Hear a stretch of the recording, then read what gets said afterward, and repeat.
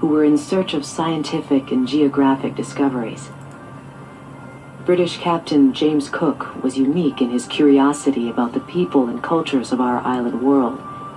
He was also the first to recognize the immensity of its global expanse. How shall we account for this nation having spread itself to so many detached islands, so widely disjoined from each other in every quarter of the Pacific Ocean?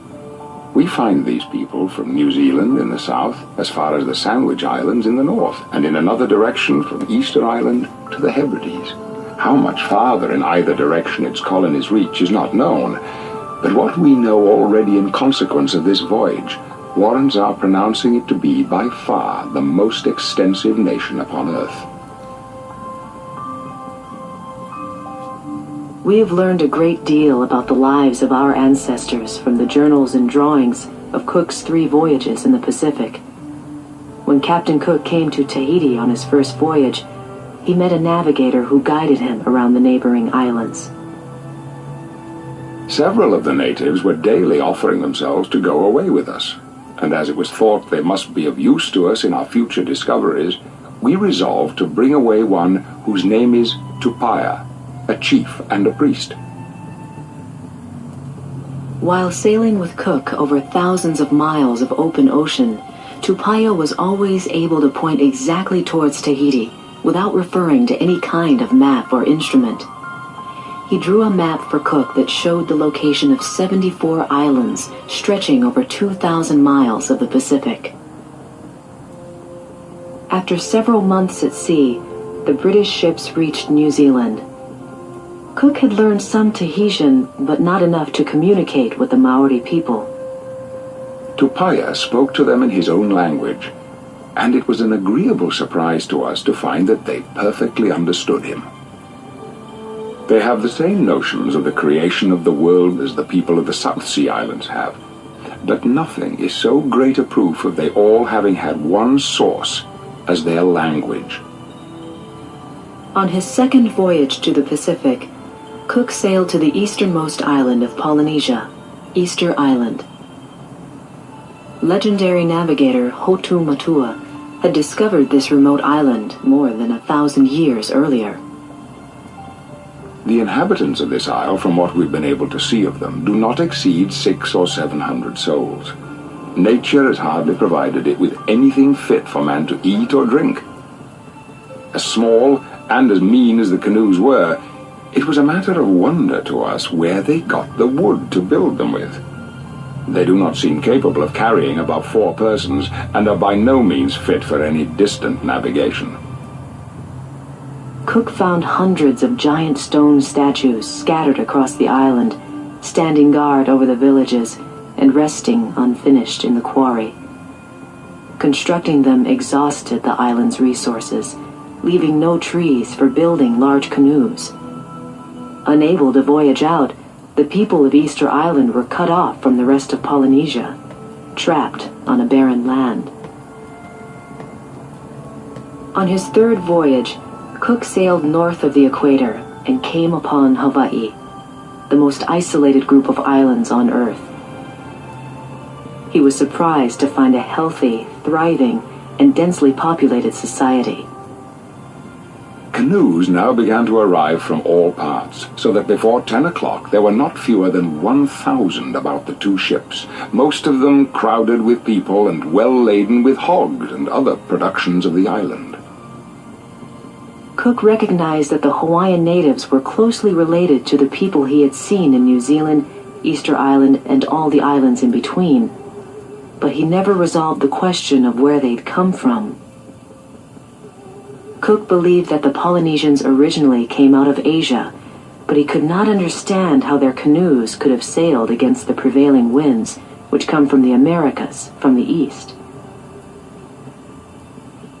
Nearly 200 years after Cook's death, Norwegian adventurer Thor Heyerdahl built a balsa raft, Kon-Tiki, and tried to recreate what he thought was the voyage of the first Polynesians. I realized that nobody could come from Indonesia to Polynesia by sailing against the wind and the current. My theory has always been that the first settlement of Polynesia came from South America. In 1947, Heyerdahl and his crew set out from the waters off the coast of Peru. After months of drifting in the open ocean, Kon-Tiki reached an island in the Tuamotus in central Polynesia.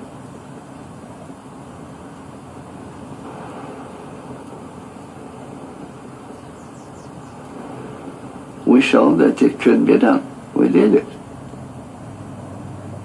Herb Kane, artist and historian. All he proved was that you could tow a balsa raft out to where you could catch the prevailing wind and current, and that would carry you to Polynesia. However, the plants and animals of the Polynesians and the language of the Polynesians all have roots in Southeast Asia. There's no question about that. Heyerdahl based his theory on the premise that the trade winds are permanent. In fact, the easterly trade winds die down for part of the year and are replaced by westerly winds. All we really know is that we went to Southeast Asia. All we really know is that some of our language, some words match that of Southeast Asia. And what we don't realize is that the whole of Southeast Asia to South America was all our stomping ground. Tupaya had explained this to Captain Cook in 1769. Our ancestors used these seasonal wind shifts to sail to the east, looking for new land. When the easterly trade winds returned, they could then navigate back to their home island. This two-way voyaging was essential to the culture's survival. The first voyage might be for exploration, but later voyages would carry the plants, animals, and people from one island to another. And they talk about all of this foods, but 640 of the foods in Asia and Africa are native to America.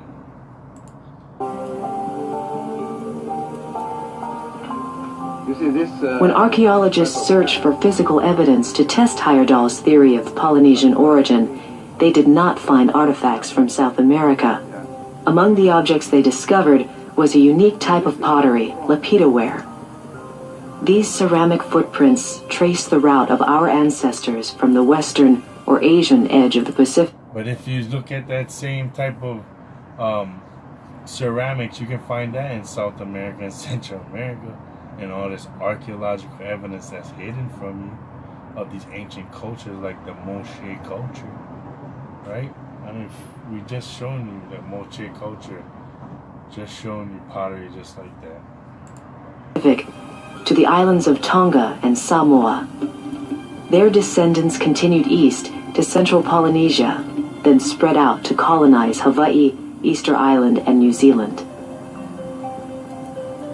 But there were many who believed that Polynesian canoe building systems and navigation systems were not adequate to the tasks and challenges of long-distance two-way voyaging.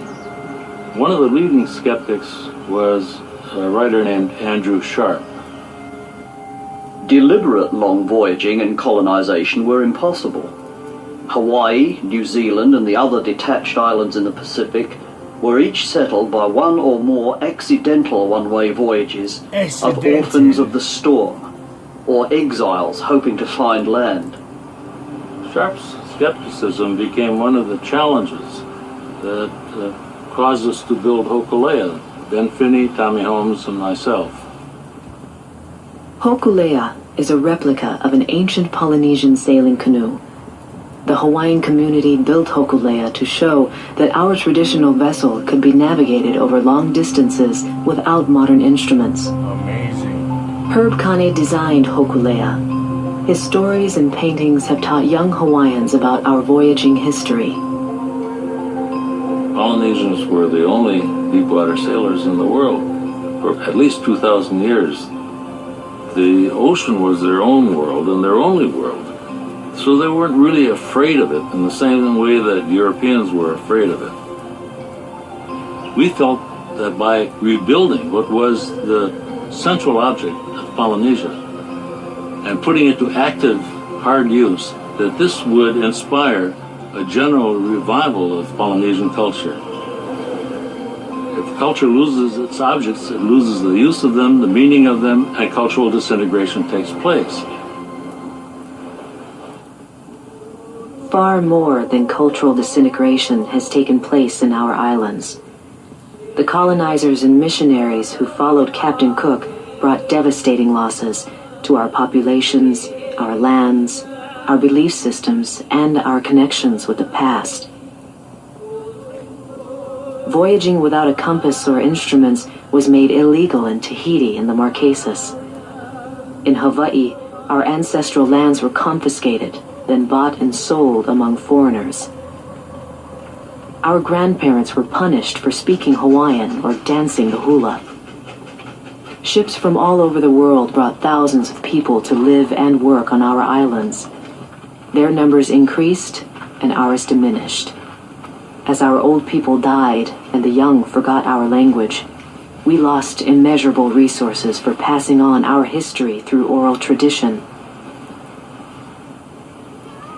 By the mid-20th century, we Polynesians had not been practicing long-distance voyaging or navigation for hundreds of years.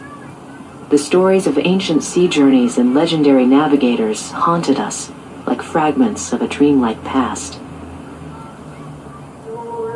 Many of us saw the canoe Hokulea as a precious link to that past and to the seafaring people who first came to our islands.